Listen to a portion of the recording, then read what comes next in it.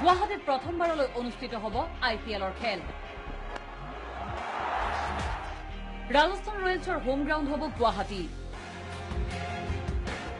গুৱাহাটীত হ'ব IPLৰ 3খনকৈ খেল।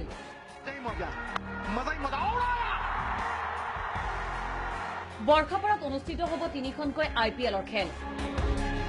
আগন্তুক ভাৰত অষ্ট্ৰেলিয়াৰ T20 খেলৰ সময়তেই IPL কৰ্তৃপক্ষই পৰিভ্ৰমণ কৰিব খেলপথাৰ।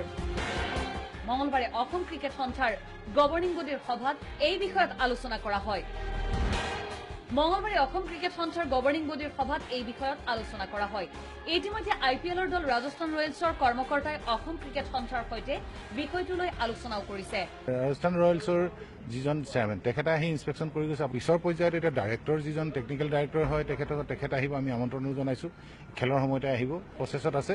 প্ৰচেছত হয়তো যদি আমি পাওঁ 3খনকৈ খেল আমি পাম। হয়, IPLৰ 3খনকৈ আমি খেল পাম। আনহাতে মঙলবাৰে T20 খেলৰ প্ৰস্তুতিৰ ভৰপক সময়তেই কিছুসংখ্যক বৰ্ষাপাৰাবাসীয়ে বৰ্ষাপাৰা ষ্টেডিয়ামৰ গেটলৈ আহি 10 অক্টোবৰৰ খেলৰ টিকট বিচাৰি ধৰ্ণা দিয়ে।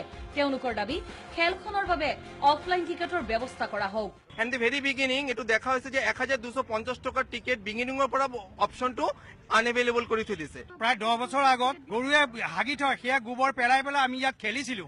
সেই মানুহে আজি ইয়াত যদি আমি ক্ৰিকেট চাবলৈ নাপাওঁ, তাতকে আৰু দুখৰ বিষয় কি আছে? বৰ্ষাপাৰা ক্ৰিকেট ষ্টেডিয়ামে অসমৰ ক্ৰিকেটক লৈ সুখবৰ কঢ়িয়াই আনিছে।